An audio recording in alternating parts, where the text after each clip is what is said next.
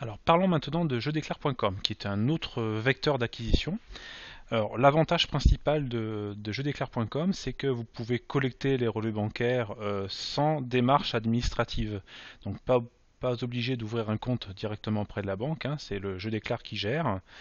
Il n'y a pas de piège au niveau facturation, en fait, c'est-à-dire que c'est facturé au client, sachant que ça vous coûtera au minimum 1 € par mois et par RIB au cabinet.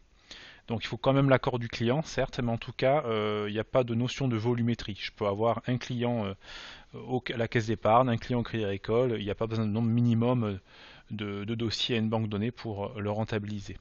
Les frais sont fixes.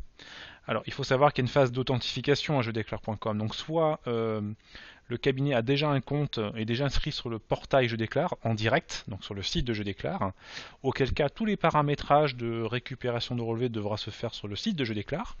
Donc là, le client va pouvoir sélectionner les clients qui l'intéressent, paramétrer la périodicité de récupération, et les fichiers qui vont être envoyés par le site Je Déclare, ça se passera par mail.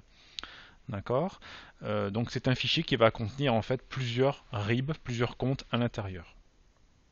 Ça c'est la première phase. Ou alors, le cabinet dispose de Koala. Alors évidemment, il y a un partenariat actuellement entre Sedge et jeudéclare.com qui fait que on va pouvoir également utiliser le superviseur EDI, donc le gestionnaire des EDI, pour collecter les relevés bancaires par Je Déclare. Donc en fait, le client est déjà authentifié, peut s'authentifier dans le superviseur EDI en tant que utilisateur de Je Déclare. Alors évidemment, s'il a déjà un compte sur le site de jeudéclare.com, il ne peut pas s'authentifier dans Je Déclare via Koala. C'est l'un ou l'autre. La différence en fait, c'est en termes de coût. Si on passe par Koala, par le Génération Expert, c'est 1 € par mois et par RIB, en résumé, je fais un. Si vous passez par le site internet de jeudéclare.com, il y a ces fameux 1 € par mois et par RIB, plus un abonnement annuel, plus des frais complémentaires, supplémentaires qui sont inhérents à Jeudéclare. Donc ça coûte un petit peu plus cher de passer par le site de jeudéclare.com. Au final, ça revient même par rapport à ScanBank, puisque le fichier qu'on va intégrer dans ScanBank, qu'il vienne par mail, par le site de Je Déclare ou par le superviseur EDI, c'est un import manuel du fichier, mais qu'on va importer dans tous les dossiers en même temps. Alors ne pas hésiter à montrer au client comment importer un fichier qui contient en fait plusieurs RIB. Alors,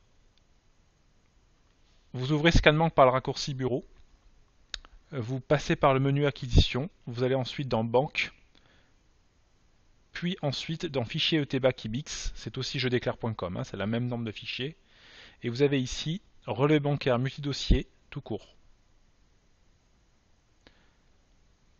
Ce premier menu permet d'importer fichier par fichier mais plusieurs clients en même temps, et le deuxième sous-menu ici permet d'intégrer, c'est écrit, plusieurs fichiers en même temps. Bon, en général, c'est plus pratique de dire au client, vous maîtrisez l'importation, importez les fichiers un par un, c'est pas très long, puisque le client va recevoir peut-être 1 ou 2 mails par mois maximum. Donc 1 ou 2 fichiers à intégrer. Donc vous passez par ce menu-là, et ensuite vous allez chercher le fichier qui est dans le répertoire Je Déclare, qui est dans le répertoire PAC Acquisition 2015, qu'on a vu tout à l'heure.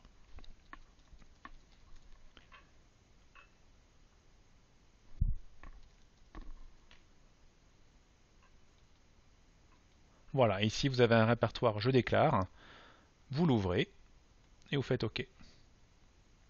Et là, il faut montrer au client que, vous voyez, ScanBank, il est capable de scruter le contenu du fichier. Là, en l'occurrence, il y a 10 comptes, 10 RIB intégrables. Et il n'y en a qu'un seul qui va être intégré. Et en fait, c'est étroitement lié au fait que le RIB du dossier du client a été renseigné dans les paramètres dossier.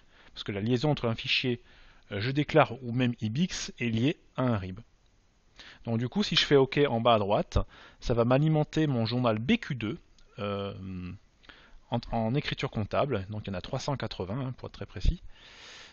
Et il n'y a plus qu'à faire OK. Donc évidemment, si les 10 clients, les 10 RIB sont bien renseignés dans les journaux dans ScanBank, j'intègre les 10 en même temps. Et ce phénomène-là se passe tout seul, effectivement, en automatique, quand on fait une connexion par IBIX également. Sauf qu'il n'y a pas d'import de fichiers à faire. Voilà, donc là j'ai alimenté, hein, il suffit d'ouvrir le dossier démo IC et d'ouvrir ensuite le journal BQ2. Alors vous pouvez passer par le menu journaux hein, pour l'ouvrir. Vous avez ici votre zappette à journal. Voilà, le journal BQ c'est celui que j'ai utilisé tout à l'heure pour le fichier IBIX, qu'on va beaucoup utiliser ici. Et vous avez un petit peu plus bas, vous avez BQ2, avec les nouvelles écritures qui viennent du fichier je déclare.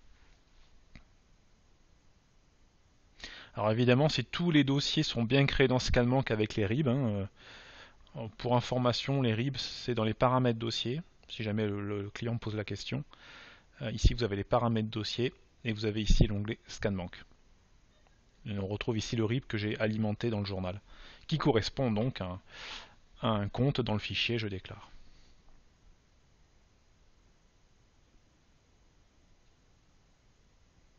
Voilà.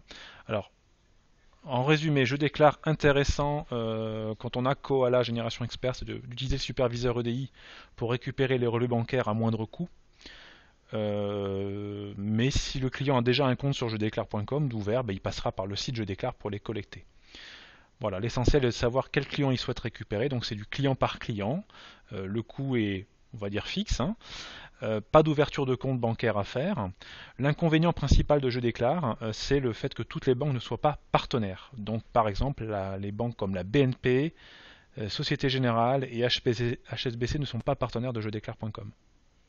Mais toutes les autres banques qui sont mutualisées, Crédit Agricole, Caisse d'épargne, CIC, Crédit Mutuel, Banque Populaire, LCL, sont partenaires. Donc on peut très bien avoir un client Crédit Agricole à Paris, un deuxième client Crédit Agricole à Marseille.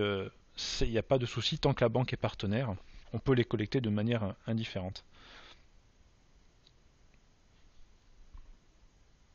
Donc en fait, jedéclare.com, c'est relativement beaucoup plus souple à la mise en place que IBIX, d'un point de vue technique.